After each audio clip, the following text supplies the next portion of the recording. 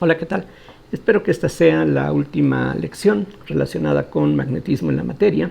Ya en la que sigue vamos a comenzar a hablar acerca de campos que varían con el tiempo. Hasta ahorita hemos venido tratando solamente campos eléctricos o campos magnéticos esencialmente estáticos. Entonces, lo que quiero hacer principalmente en esta lección es, para comenzar, terminar de tratar el ejemplo que mencionaba al final de la lección anterior. Antes de eso, voy a hacer un pequeño resumen de lo que ya hemos estado viendo particularmente en la sesión pasada. Entonces, lo que ya hemos estado tratando se refiere a que si uno tiene un cuerpo cualquiera, una región del espacio, en donde existe una cierta magnetización representada por un campo vectorial M, esta magnetización va a producir a su alrededor un cierto campo magnético y los efectos de este campo magnético, es decir, el campo magnético mismo, se puede ya sea representar mediante corrientes de magnetización, es decir, esta magnetización que tenemos aquí es enteramente equivalente en cuanto a los efectos que produce. Aquí imagínense que esta fuera la misma región que tenemos a la izquierda. Entonces, tener esta magnetización es equivalente a que en el interior de esta región hubiese una cierta densidad de corriente de magnetización que se calcula como rotacional de M, y quizá al mismo tiempo una cierta densidad de corriente que fluiría sobre la superficie de esta región, y esa densidad de corriente superficial está dada por el producto de M cruz N, donde N, como es costumbre, representa a un vector unitario normal hacia afuera de la región. Esto que tenemos aquí también es equivalente a tener otra vez la misma región del espacio, y aquí otra vez imagínense que se trata de la misma región, aunque cada vez se ve diferente, pero bueno, se supone que es la misma. Y el campo que esta magnetización produce es equivalente a que tuviésemos una cierta densidad de polos magnéticos, ρ sub m, aquí el subíndice m, igual que con las j, se refiere a la magnetización. Entonces esta ρm es una densidad de polos magnéticos que, como vimos en la lección anterior, se tiene que definir como menos la divergencia de m, y quizá también es necesaria una cierta densidad superficial que, digamos, estaría distribuida en la superficie de esta región, y esta densidad se tiene que calcular mediante esta relación. Vean ustedes, aquí es conveniente que comparen con lo que ocurre cuando hablamos de la polarización en un material. Ahí también existe una cierta densidad de carga de polarización superficial o volumétrica que se definen, se calculan por expresiones totalmente análogas a las que tenemos aquí para la ρ sub m y la sigma sub m. Entonces, repito, tener esta magnetización en esta región produce un campo magnético que es el mismo campo magnético que tendríamos si en lugar de esta magnetización hubiera estas corrientes de magnetización equivalentes a la magnetización misma, o si tuviésemos una cierta densidad de polos magnéticos en el interior o en la superficie. En el caso de las corrientes JM minúscula y mayúscula, estas corrientes pues se comportan en forma parecida a lo que hacen las corrientes reales, las corrientes de conducción, es decir, van a producir un campo magnético, que es justamente el que aquí estamos representando, mientras que en el caso de las densidades de polos magnéticos, la relación es un poquito más indirecta, porque una vez que nosotros determinamos lo que son sigma m y ρm, entonces con eso podemos calcular el potencial magnético phi asterisco en un punto cualquiera del espacio. Se calcula como 1 sobre 4 pi integral de ρm de r' de b' entre r menos r'. Esta integral sería una integral de volumen sobre la región que precisamente está ocupada por esta densidad de polos magnéticos, y tendríamos un término más de una forma similar, que es esto, sigma m de r' de a' entre r menos r' módulo, y esta integral se habría que calcular sobre la superficie en donde precisamente estaría esta densidad superficial de polos magnéticos. Entonces vamos a ver un ejemplo para ilustrar cómo se aplica todo esto. El ejemplo ya se mencionó en la lección anterior y vamos a ver exactamente cómo trabaja todo esto. Entonces, el problema que nos interesa tiene más o menos esta forma. Se trata de un cilindro circular recto que tiene un radio que vamos a llamar A y una altura que vamos a llamar H minúscula también. Y para hacer aquí las cosas sencillas, vamos a escoger el origen de un sistema de ejes cartesianos en el centro de este cilindro, y vamos a tomar el eje Z a lo largo del eje del cilindro mismo. Entonces, bueno, así estarían las cosas. Aquí está el eje X, digamos, aquí está el eje Y, y lo que nos interesa es determinar cuál es el campo magnético en los puntos del eje Z para que sea fácil el cálculo, suponiendo que hay una cierta magnetización uniforme paralela al eje del cilindro que tiene una cierta magnitud M mayúscula. Entonces vamos a ver, de acuerdo con los dos esquemas que ya se comentaron arriba, cuál sería el campo magnético en cualquier punto del eje Z.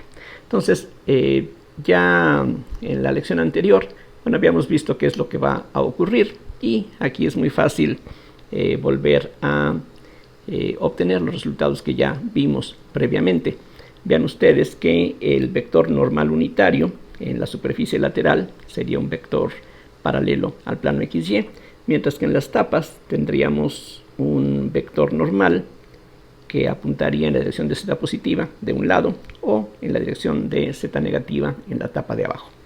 Entonces, en este ejemplo, suponiendo que la M, repito, es constante dentro de este cilindro, lo que tendríamos es que aquí dentro de esta región habría una cierta densidad de polos magnéticos que es menos la divergencia de M, y eso pues es 0.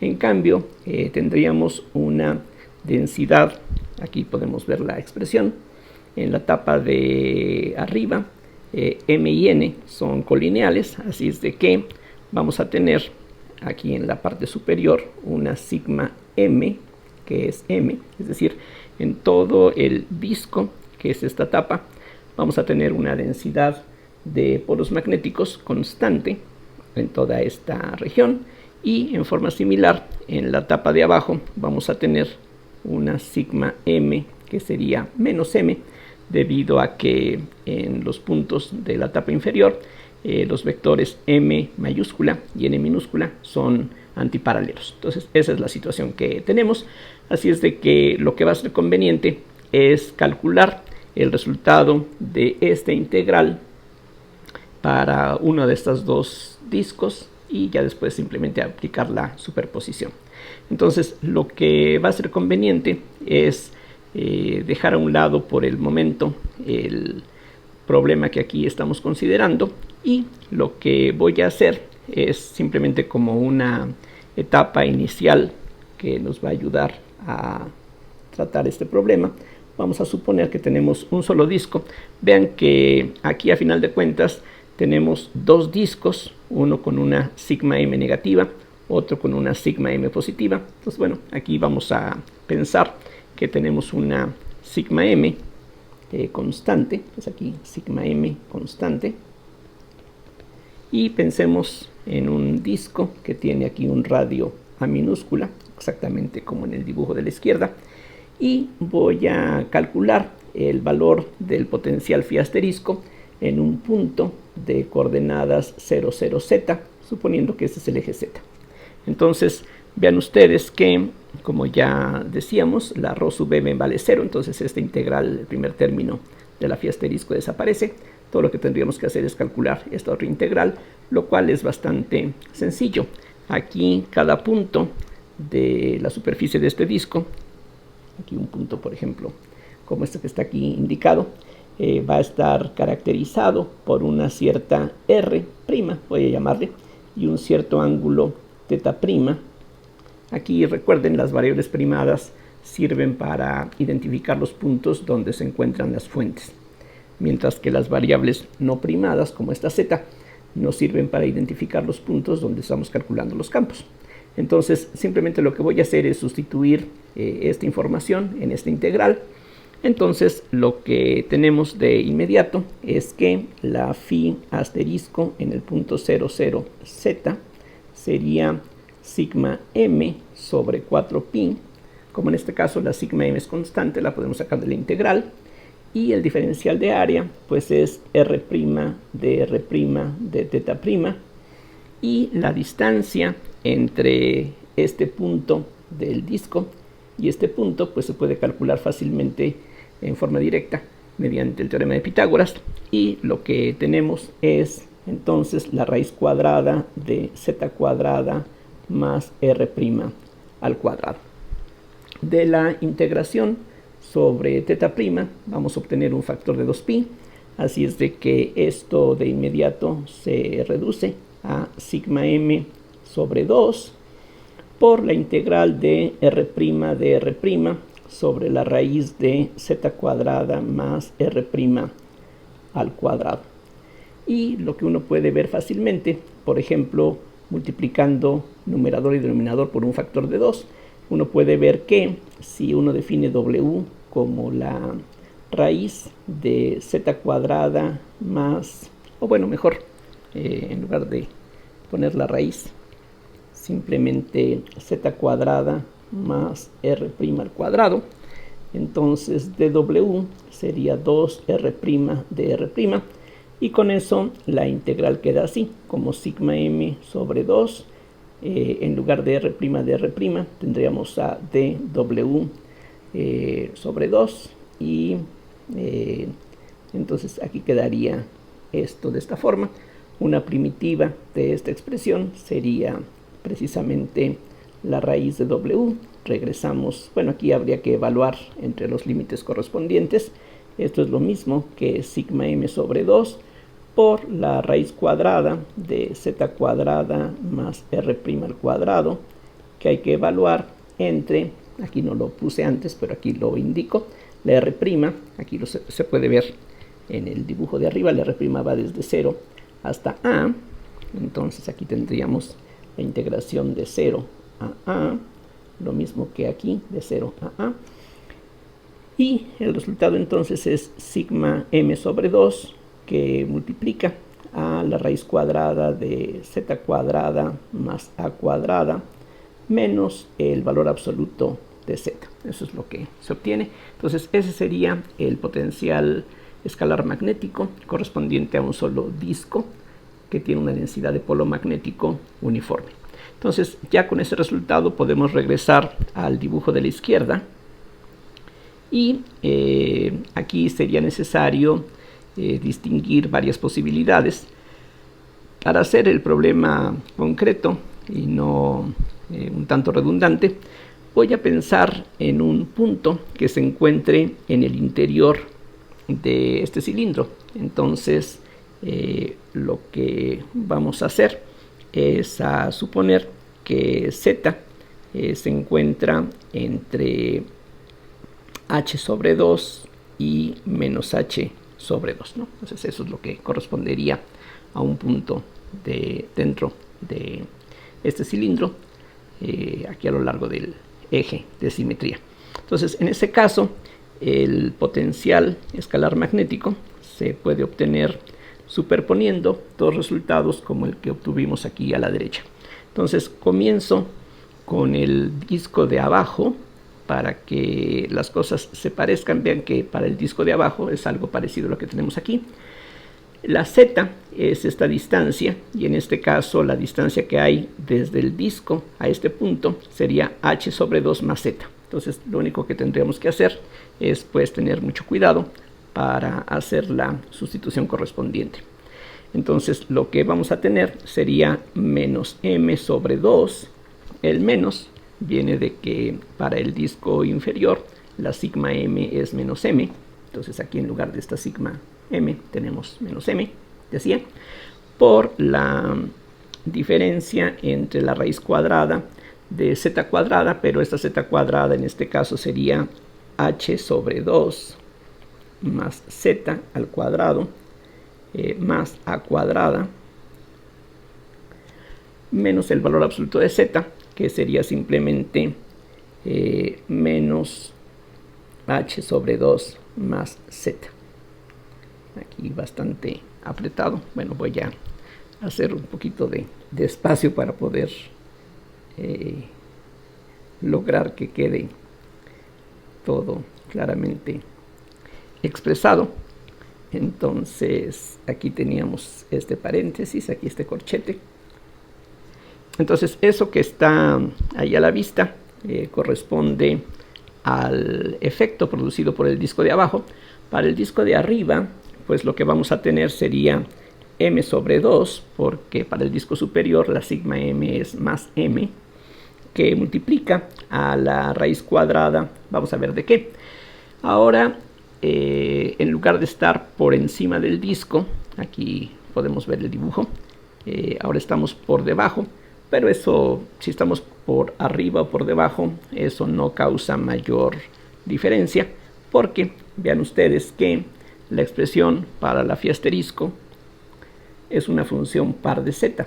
Aquí si cambio z por menos z, esta expresión no se altera. Entonces lo que hay que tomar en cuenta nada más es que ahora la distancia que hay del punto donde estamos calculando el potencial a este disco sería h sobre 2 menos z. Entonces ahora aquí vamos a tener h sobre 2 menos z al cuadrado más a cuadrada, y a eso hay que restarle la distancia del disco al punto donde estamos calculando el potencial, y esa distancia precisamente es h sobre 2 menos z.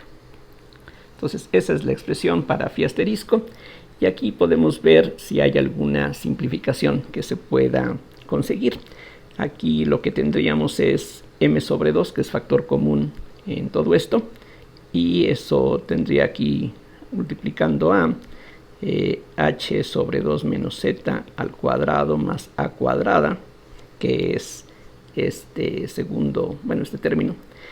A eso hay que restarle esta expresión, entonces tendríamos menos la raíz de h sobre 2 más z al cuadrado más a cuadrada, y después tendríamos los términos que escribo enseguida. Tendríamos un menos h sobre 2 más z, que procede de aquí, de esta contribución. Vean que con este signo más, que es el que está aquí afuera, este menos aquí continúa, este menos con este menos nos da un signo más, mientras que en la parte superior aquí tendríamos este menos con este menos nos daría más h sobre 2, y finalmente este menos con este menos nos daría más z. Entonces las cosas se ven de esta forma. Esta h, por supuesto, h sobre 2 se puede cancelar, y lo que queda es esto que tenemos ahí a la vista.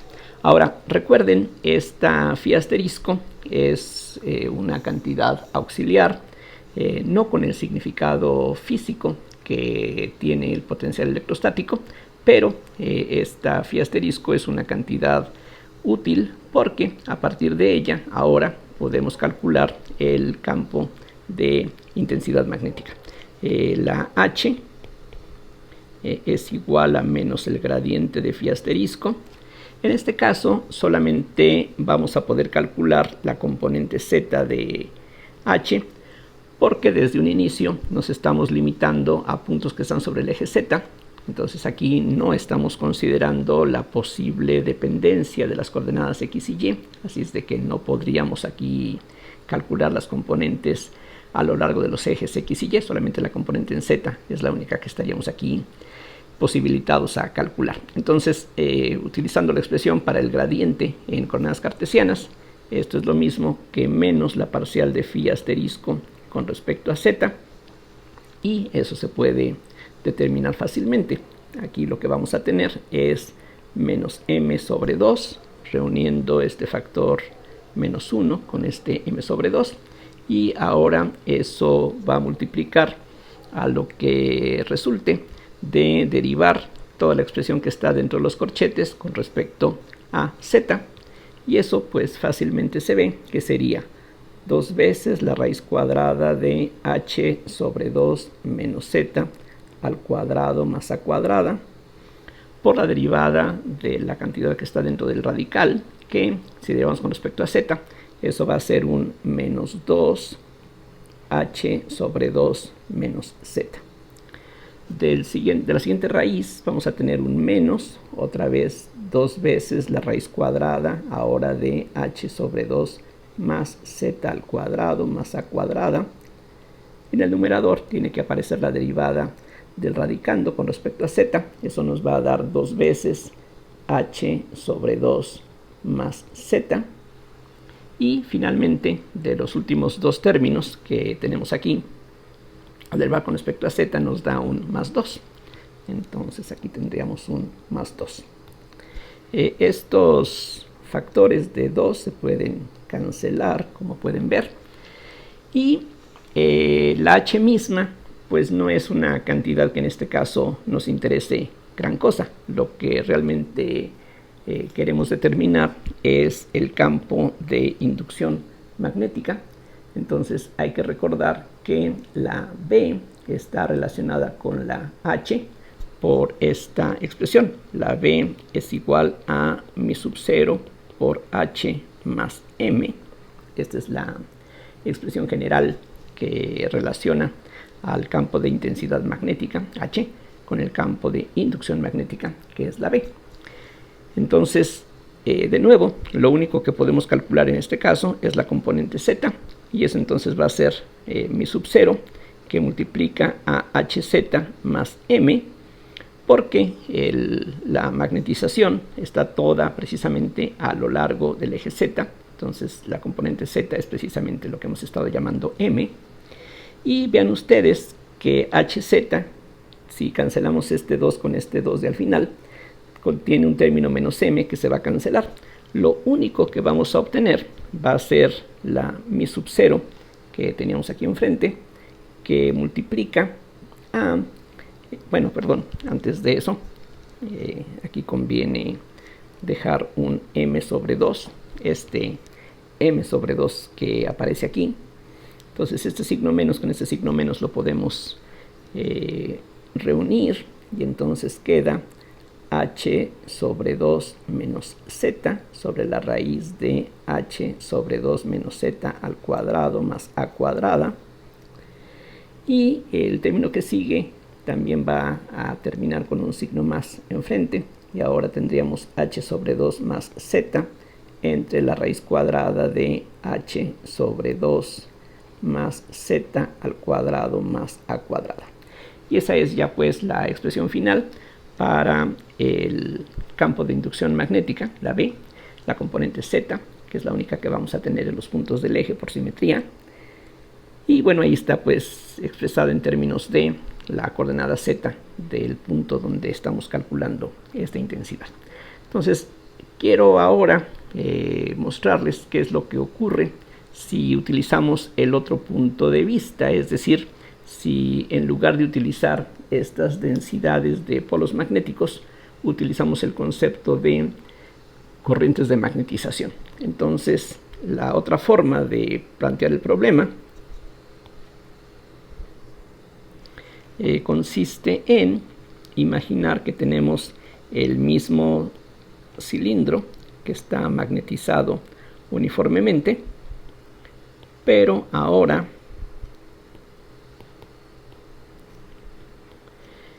tendríamos en el interior una densidad de corriente de magnetización que se calcula como el rotacional de M. Eso nos da 0 porque la M es uniforme. Mientras que en la superficie del cilindro, en la superficie curva, vamos a tener una densidad de corriente de magnetización que es M cruz N, y precisamente va a estar en el sentido que aquí indican estas líneas en color azul. Entonces aquí lo que conviene recordar es un resultado pues sumamente simple, elemental, que uno puede encontrar en libros de electromagnetismo básico. Lo que hay que recordar es que si uno tiene una espira de corriente, digamos un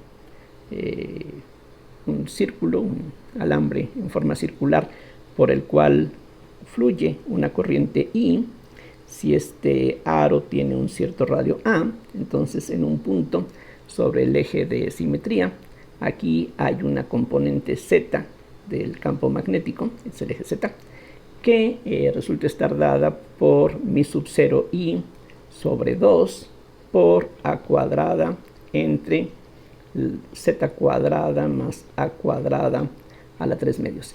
Este resultado viene directamente de utilizar la ley de Biot y Savart para una corriente que fluye, repito, sobre este círculo. Ese es el resultado elemental, insisto, bastante bien conocido, que es lo que conviene emplear en este problema para no entretenernos en cosas que son pues bastante básicas y que deben de ser bien conocidas.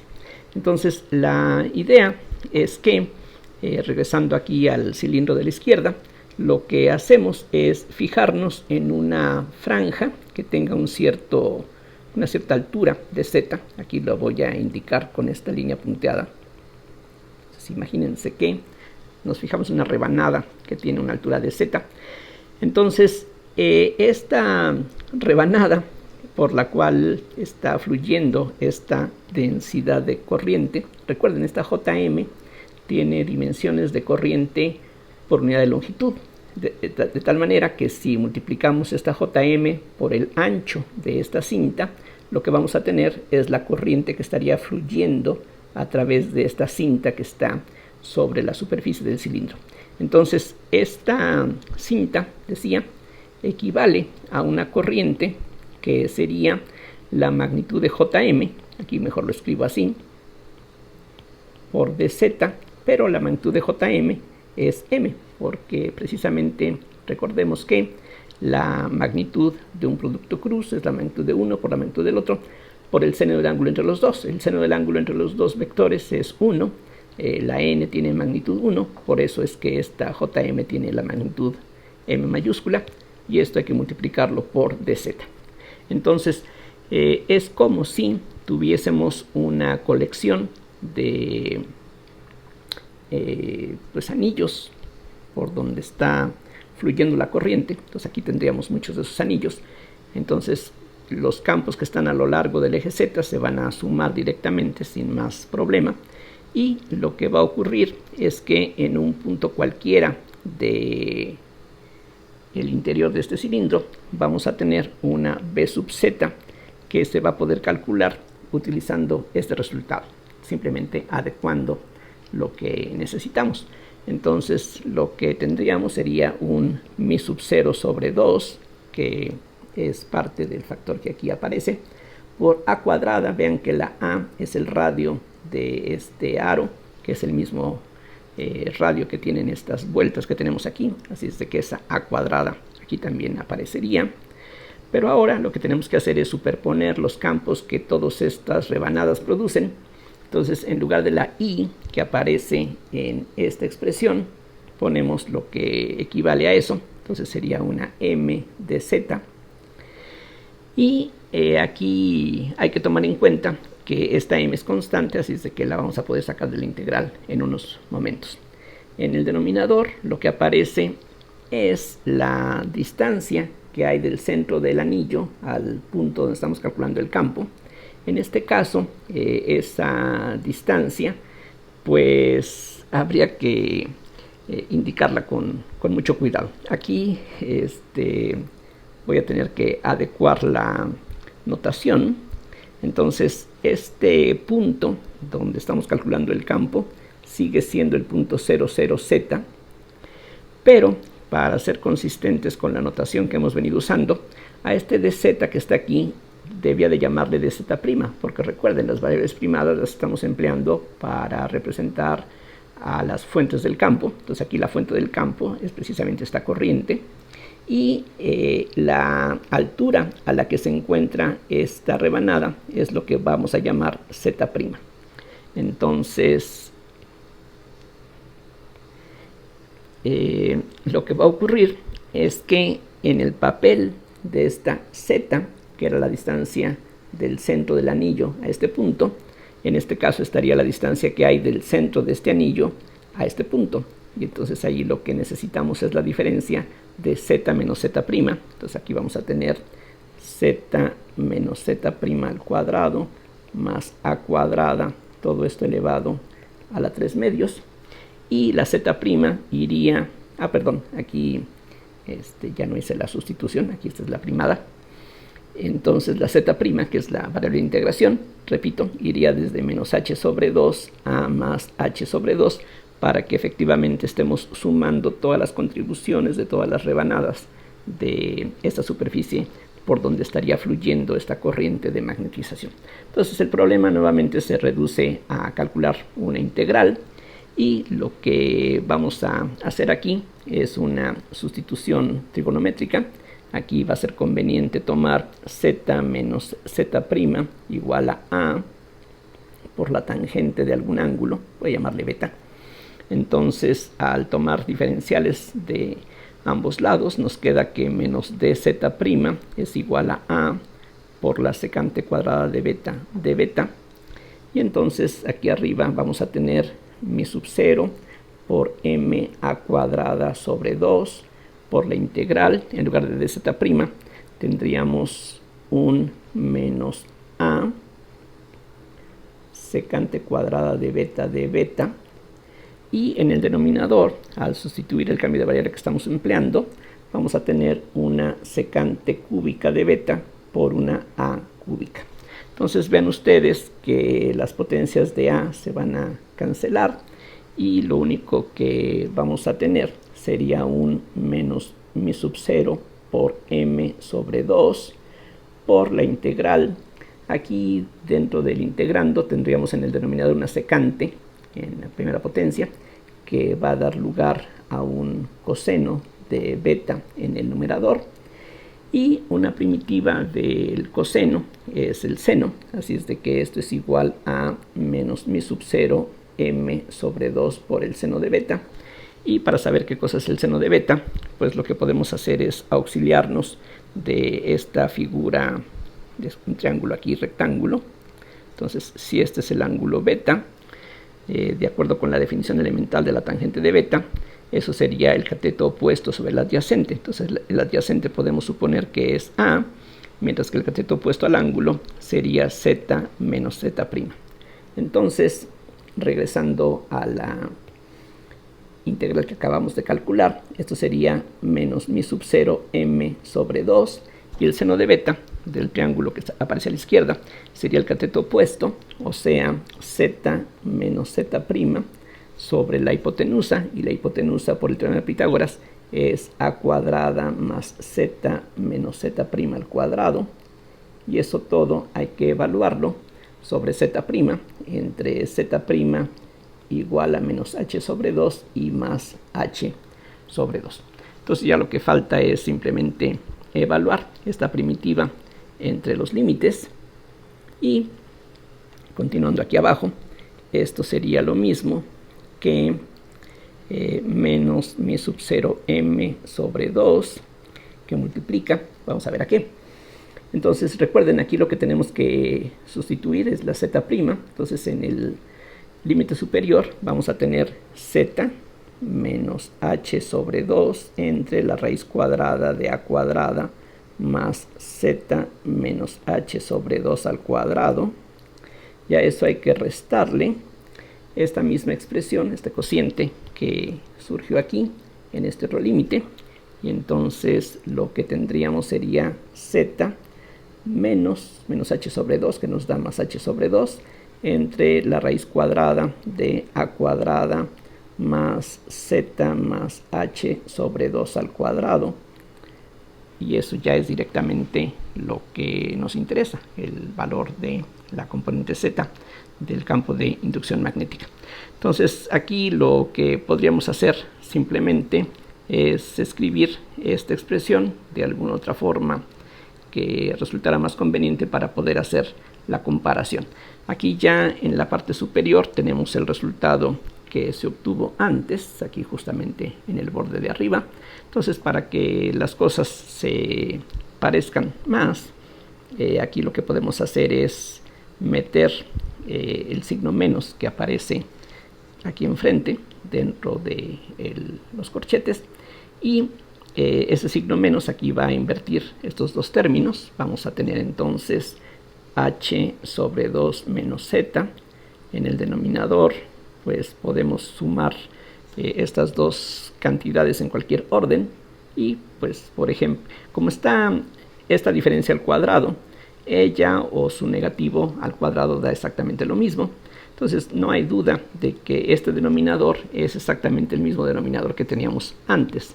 Aquí pues no tiene por lo mismo mucho caso que hagamos alguna modificación. Lo podemos dejar de esta manera, y con este signo menos nuevamente que aparecía aquí afuera, con este se van a simplificar. Lo que tendríamos sería un signo más, y la suma que aparece aquí en el numerador la podemos invertir en el orden. Entonces es lo mismo que escribir h sobre 2 más z, y nuevamente en el denominador pues se ve que tenemos exactamente lo mismo que aparecía aquí en el resultado previo. Entonces vean ustedes cómo efectivamente aquí estamos llegando al mismo resultado por estos dos caminos.